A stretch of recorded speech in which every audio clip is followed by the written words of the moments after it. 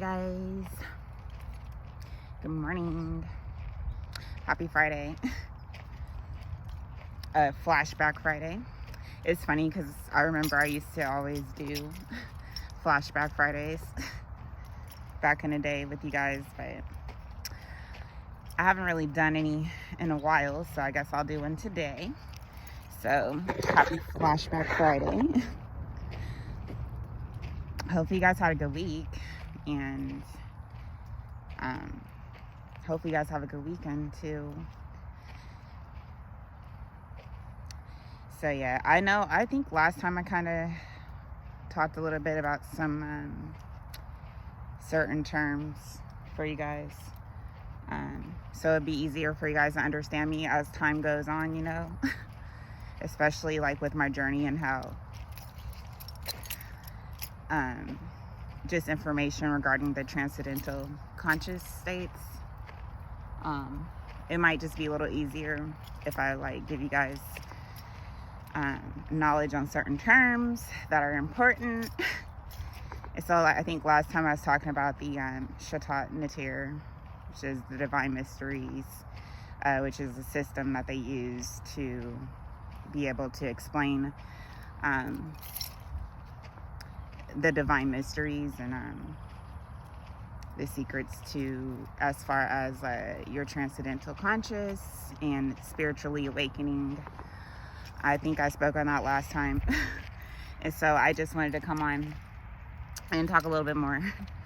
So another one that I learned was that's really helpful is, okay, so first of all, there's, because I wanted to kind of get like try to go more into the cosmic energies or the cosmic forces that I kind of explained last time to you guys. But I tried to give you guys some terms so it could be easier for you guys to understand, because it's not easy.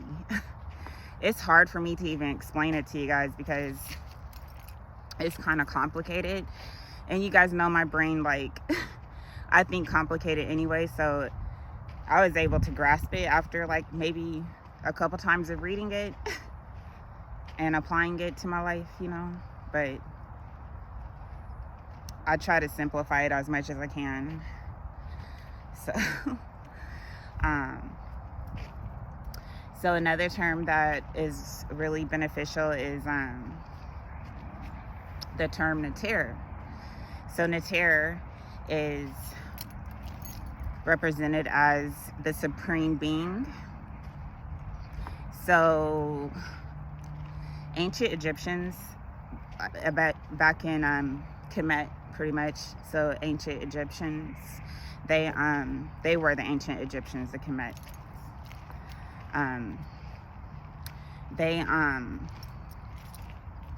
A lot of them, well, with the spiritual, a lot of their spiritual, a lot of the ancient Egyptian spiritual practices and everything were all like, they all pretty much believed in one supreme being, which is God, right? So they all believe that there is one supreme being, right? And they learned that through that one supreme being, he would manifest through creation through multiple ways, right? So he'll manifest through like nature. So the supreme being would, like, pretty much God, his essence would spread out through different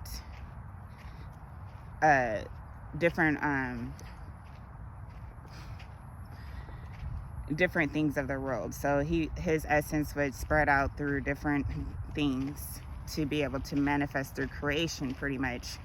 So through the supreme being, there comes he manifests through nature. So that is the Neteru. And so the Neteru is pretty much nature, right? So the supreme being manifests through nature, right? And so, but he does it happens through like different ways, right? So there's multiple ways that he manifests through creation, which is nature. So the supreme being is the Natir. And then with him manifesting through nature, nature would be the Neteru, right? So Neteru is nature. Neter is divine being, supreme divine being, which is God. And he manifests through Neteru, which is nature, right? But through multiple different ways. So that's what they actually went by as far as like their nation.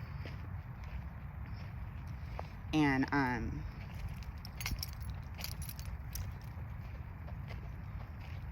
the craziest part is like they literally also used they formed their organizations using the Ma'at philosophy, so through order and balance. So that's how, through order and balance is what they use as a foundation of their society, right? So a lot of things that they did with their religion or like spiritual practices, it all stem from Ma'at, which is order and balance, right? And so they use order and balance as a foundation to create their organizations, to be able to have it like a profound effect on their society, right? Which actually worked in their favors. And so like as time went by, you know, they started like learning more things about themselves, and they came to a awakening about, like, they knew that there was more to the human existence than what they knew. And so they started exploring deeper, and they realized like they realized the potential of higher consciousness, which higher consciousness and a higher spiritual realm that exists in reality, right? And so what they did, they created the systems to be able to help teach individuals within the society different ways regarding spiritually awakening, and ways to find the transcendental conscious, which is what I've been speaking on. And so they actually created the system, which is the Shatat Natir, which I spoke about last time. They created that system to be able to explain what the transcendental conscious was to the individuals within the society, and how the supreme being, which is the Natir, how he is able to manifest through Neteru, which is nature. And so they were pretty much teaching that to their societies, right? And how they can actually spiritually evolve, and trying to find like the mysteries of the supreme being, and how he is able to manifest through nature, which is the Neteru, right? And so they created these systems to actually give them guidance on and information regarding they call him the supreme being, which is God. So that way the society would have a better understanding on how the supreme being was able to manifest through nature, through everything pretty much. And I guess like it's crazy because within the teachings, the actual Kemet teachings, it's pretty much, the Neteru is pretty much creation, right? The nature. And so God will manifest through nature. So, but through multiple different things, right? But it's through nature. And so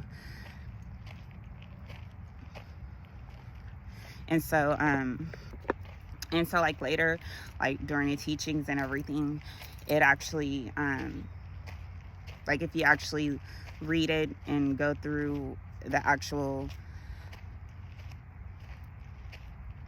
practices that they provide through the teachings, it'll show you like Neteru, which is nature, right? But if it's being taught, you know, they actually will like explain it through like different means. So even though it's nature, that's what Neteru is, they explain it in a different way. So they actually explain it as like gods and goddesses, right? But in reality, it's pretty much just the cosmic forces, which is nature. And so in the book and everything, it actually show you like gods and goddesses, but they're referring to nature, right? To them as nature. And so like they'll show like pictures, which is like the iconograph or the hieroglyphs. They'll show like the Neteru being like it's anthropomorphic, I believe. So they'll explain it like anthropomorphically or zoomorphically. And anthropomorphically is like the essence of a human, right? Or human characteristics. And then zoomorphic is, you know, animalistic characteristics. So anthropomorphic is human characteristics, and zoomorphic is animal, like an animal form, right? And so in the book, they'll actually, you'll probably see pictures of the Neteru, which will show as like gods and goddesses, but some of them will like have like the anthropomorphic part would be like just like a human, right? Human characteristics. Or then they'll have the animal characteristic, like a shape of an animal maybe, which is like the zoomorphic part of existence, or how they actually illustrate it. Or then they could be combined to where you'll see like a human form with an animal head, or animal head on a human form, pretty much. or vice versa. Right? So that's that's like both of them being combined, the zoomorphically and anthropomorphically. So that's like when you guys see like the hieroglyphs and everything, how they paint it and everything, you'll see like the human body with like a bird head or something of that sort, you know. And so with my Flashback Friday, I just wanted to go back to this time where I was speaking to my brother once before I actually moved to Cali. We were talking one day, and he's telling me like that he had this weird dream, like where there was like these like he swore up and down it was a dream, but it may have been a vision too, mixed in with the dream from how he explained it to me, you know. But like you could see like, I guess he saw like multiple figures in front of his face when he woke up. And he said there was one where there was a lot of them with like human bodies and animal heads. He said the heads looked like birds and they had long beaks and stuff, and but they had human bodies, and they were just sitting there in front of him, like in front of his car, I believe. And he don't know what they were doing. They were just sitting there, and he got freaked out because he didn't know what it was. And he's like, I don't know what it was, but he got freaked out and he started praying because he's just like, that's weird. Why they have animal heads and stuff like that, right? And so we were talking about this, and we were just like talking about it, you know, like, and this is before I even started studying ancient Egyptian teachings, you know. So we're like talking about it. I was like, that's crazy. But I was like, it has to do something with Egypt because, you know, the hieroglyphs, everybody knows that, right? So I was just like, it has to be intertwined with Egypt somehow, but why are you dreaming about that, you know? And so we're like freaked out, so we're just start talking. And I think like that's around the time where I became more curious, and so I started doing my own research. Like I would go to the library and just do certain research on different things, especially like it started with the Hermetic teachings, the Greek teachings and stuff, but then it led into the ancient Egyptian teachings too, but they're all intertwined in a way, so it just all makes sense. But that's what it reminds me of though, because later I came across more information regarding it, and I'm just like, okay, so what he saw was pretty much the anthropomorphic and the or anthropomorphic and the zoomorphic forms being combined together as one. But we just don't know why he's dreaming about that though, which is kind of weird. But I've dreamt of stuff like that too, so I don't know what the connection is, but there's some type of connection. So pretty much like with the cosmic forces and everything, there is one supreme being, which is God, of course, but he manifests through creation, through the Neteru, but through multiple ways, right? And so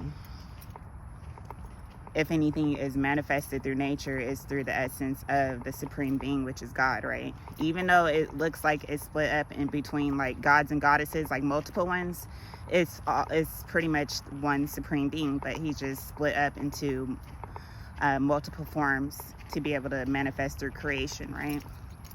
And then once like everything is manifested through creation, all the gods and goddesses that are explained through the book and everything, they all actually come back as one, which is a supreme being, which is God, right? Because it is God, but he just manifests through multiple things through nature, right? But I guess like in the book, it just explains it as gods and goddesses, kind of like to show like an image to make it a little bit easier for us to understand it.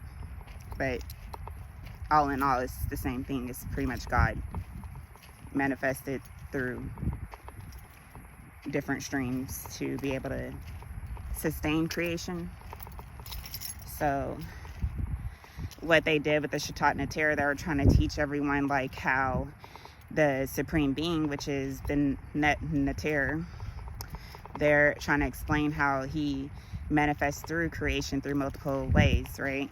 So it kind of helped their people within the organization to understand how the supreme being works through creation through multiple streams. And yeah.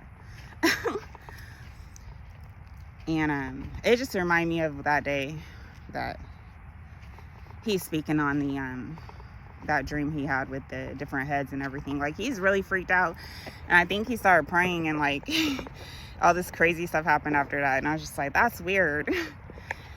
He's like, I don't know what that means, but I kind of like, I don't know what the tie is with Egypt, but there's something. So I just became interested in it, and I just started learning more about it, and it actually helped me. So they're saying that like the transcendental conscious state, which I explained before, they're stating like how that by having that transcendental conscious, that is actually the essence of creation. And so that's the level that we need to get to as far as our conscious states, to be able to manifest through creation, through nature, right? Through a transcendental consciousness. And with that transcendental consciousness, it is actually the essence of creation. So you can manifest through creation when you reach that level of consciousness, if that makes sense. And so, yeah. I don't know, but so the terms today was what? It was the Neter, which is the supreme being, which is God. And then the Neteru is the gods and goddesses that God manifests through to be able to sustain creation, right? So the Neteru is nature, pretty much. And Neter is the supreme being that manifests through Neteru, which is nature. And then the transcendental conscious is the state of conscious. That is the essence of creation. So that's where a lot of their people were actually trying to get to whenever, that's why they have the systems such as the Shatat Natir, to be able to help them get to that transcendental conscious state. And I guess they're saying that it was the essence of creation. So whenever you're in that state, you'll be able to manifest through creation. But it's all from God, right? The Supreme Being, which is one. There's only one God. So, yeah. I know it's kind of complicated. It's complicated for me to understand it too. Like, I literally have to like go over the material multiple times. I still go through it, you know. But I only go through it now just to refresh. But it's not easy to understand it. But hopefully I'm explaining it a little easy for you guys. I'll probably keep going over it though, so it can make sense. Because the more that I go over the material, the easier it seems. The more it makes sense, if that makes sense. So that's why I do what I do. But yeah. So like having that state of conscious actually helps manifest through nature. So the transcendental consciousness is the state that we need to be in to be able to manifest through nature. And so, yeah. It's pretty much like the beginning of time where there was nothing, right? And everything was still, and there was no need for anything, and there was no want for or need for anything, because it seemed like you had everything, and it was just nothing, right? It was just calm, you know, peaceful. So that's a state of consciousness that we need to get to be able to manifest through creation, which is like anything, multiple things. The water, the air, you know. That's what I got from it. But at the same time, knowing that there's only one God, and it's God that's actually manifesting through it, through creation, through multiple means, if that makes sense. But anyway, that was my flashback Friday.